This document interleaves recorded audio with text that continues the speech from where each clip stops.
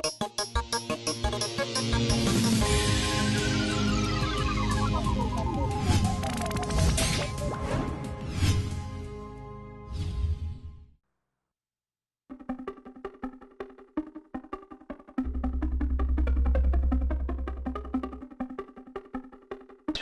and the Olympians Lightning Thief graphic novel adaptation of the first book.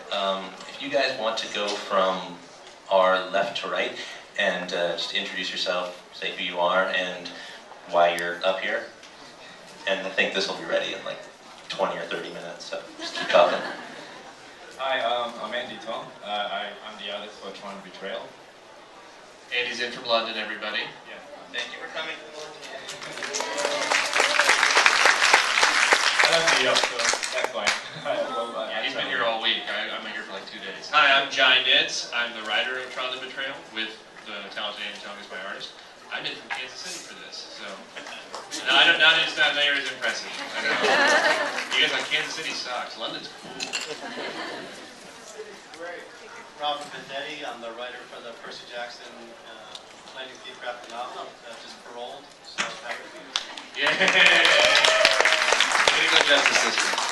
Hey, I'm Attila. I was the drawer of the Percy Jackson graphic novel and came from Budapest, Hungary.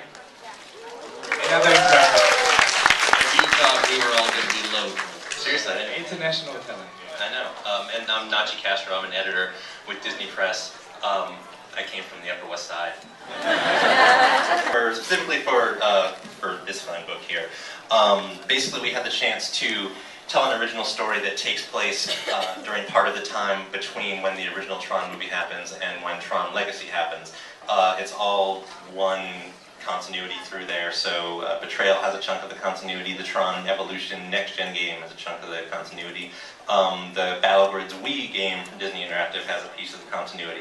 And if we're doing it right, it's not something where we're holding a gun to everyone's head and saying, you have to spend $200 if you want to understand what's going to happen when you go to the movie this December, but instead it's all original stories that can actually hold their own weight, again, if we're doing it right, and can be enjoyed on their own, but if you're actually taking in these different pieces, you really get a sense that the world is as big as the world is, and you know, the amount of the 30-odd years that have existed between the original movie and Tron Legacy coming out this winter, and hopefully enriches the experience. Absolutely. Rob and I were talking, and I coined the phrase that it's an in-betweequel, that it's like, it's an actual, real, original story that goes between the first movie and the second movie that bridges the span. Now, the first movie came out in 1982. How many people saw the movie in 1982? Yeah, old people right here. So for you young whippersnappers that weren't alive in 1982 and didn't get a chance to see the film, it was revolutionary when it came out in its special effects, but it was also something that was an interesting concept that the interweb didn't really exist at the time, obviously. So the idea of like a world that was computer generated where computer programs interact was really cutting edge in 1982. And that whole idea is something that people have constantly been trying to redo and remake in their own form. And then obviously Disney's saying, no, we have a lot of weight and nostalgia behind this project, so we want to do the sequel of it. And then in doing so, they have this idea that they're going forward with that's absolutely outstanding. And how many people here have seen the trailer for Tron on the interweb? Yeah, see, it looks good, doesn't it? Now, so we have a lot of stuff we have a lot of good stuff to keep up with. Andy and I do, as far as the book is concerned. And knowing this, it's something that isn't like Nachi said, it's not free reign. I can't just do whatever I want. I can't just say, and then Fleet kills a guy with his bare hands. And you know, you can't really do that. You have to go ahead and use the world that exists and make the characters speak in the tone and way that they were designed to do in the original film and then in the new film. So it's something that I was brought in to do a Tron project with Nachi even before the graphic novel, so I got to see, you know, what the movie was going to look like, the screenplay would look like, and I got to get in the characters' heads a little bit. So then when he sat me down with this, it was, all right, you know, can you make this happen? And I said, sure, I'll give it a whirl. And I was dubious at first because everybody in here knows that something's, you know, if it's like a copy of a copy or something, you're like, it's not going to be that good. They're just trying to make a buck off a comic book. And then when we started talking about what the filmmakers wanted to do, what kind of story they wanted to do, it became very apparent that people put a lot of thought into this story, that the people at Disney are extraordinarily talented and extraordinarily dedicated to telling a good story with a graphic novel with sequential storytelling that's going to be on the page. It's not a movie. It's not the same as a TV show or an animated show or anything like that. It is a comic book.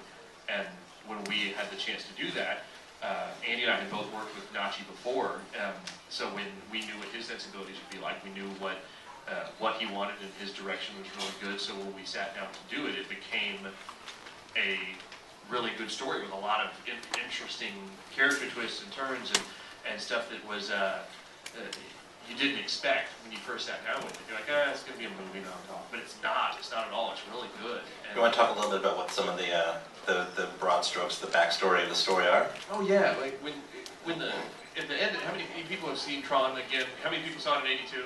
And then how many people saw it since then? Have seen it on DVD or whatever? Okay, so not everybody saw, without spoiling anything for you guys. Without spoiling much of it, Kevin Flynn, who is a video game designer, gets ripped off by this corporation he works for, and decides to, go back and steal his video games back from this evil corporate executive that's been ripping him off. And it turns out that the evil corporate executive is actually kind of a puppet of this computer program that Kevin Flynn himself created. And Kevin Flynn gets digitized. He gets hit by like a laser beam that turns him into a computer program. And so that... We have that at our booth. Yeah, exactly. For anybody who wants to be a computer program, you come by the booth after. So that happens to Kevin, and he gets stuck in this world that he created, and he has to fight his way out. And after he does, he, I'm trying not to spoil it, saves the day, and then takes over NCOM, this company, because he was the guy that was the person who generated all this cool stuff. More adult, dark, bloody, sexual stuff.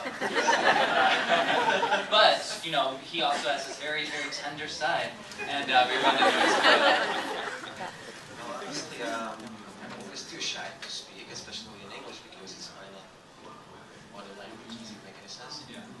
So, so what can I say about this project? Christian was right in that when I started to work in comics, mostly did other stuff for the European market, especially in French, and I was really looking for something more mainstream, more for a younger audience, and this is why I was so happy to get this chance, so I could show this part of my art too. And he showed me his work. It was great.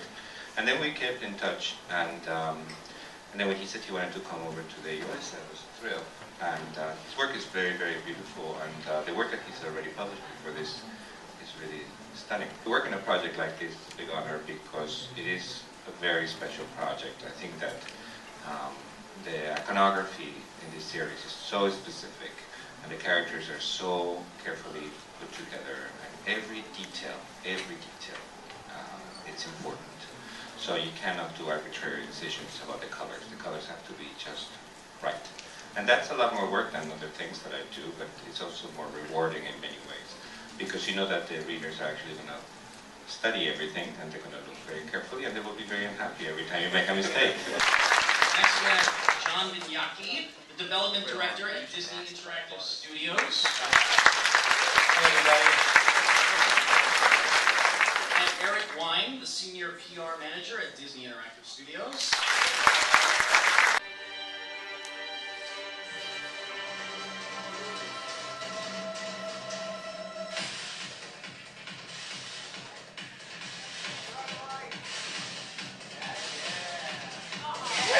Wonderful part of the whole Tron lore, and knowing full well that you have the sort of the watching world looking at what you're going to do to such a seminal piece of work. The reaction we get from people when they see Tron, it's heartwarming, really. It's like, okay, I wasn't alone. It was just a dream project from the standpoint of a 10-year-old kid who got to go and see it in the theater on the weekend. What game are you? When you play the game and you see the movie, you'll see the world of Tron as you knew it, but you'll also see the advancements and how it's grown into an actual world. I think they did a really good job of creating this kind of seamless line between the video game and the film so that people can feel their experience extended. We're going to be telling people a story that's really going to build up to the movie in a way that I like to think you haven't really seen much in video games. the moment they came up and started principal filming, we sat down with the guys, were literally allowed on set, free reign over what was there for the assets. As soon as we found out the sets were open, hopped in a cab, went over there, and just drinking. We talk story, we talk visuals, we share assets back and forth between the movie and the game. We've given them our designs, they've given some of theirs. We're really trying to create a world and a story that feels like it's one big piece. While we were making the film, we had the video game very much in mind. In fact, when we would be shooting very important scenes, we would think, oh, at this point, the gamers are really going to be able to key into this point and understand that they were the ones I was actually referencing. They fed us to put us in the right direction so that our story would end up in the right place to kick off Legacy. The video game is giving people a chance to really explore areas of the world that you don't see in the film. Get the sense of what's down that street or in those mountains or behind that door. This was thought through. These two things were intended to work better together than as separate parts. The real trick is standing apart, yet still meshing really nicely with the movie.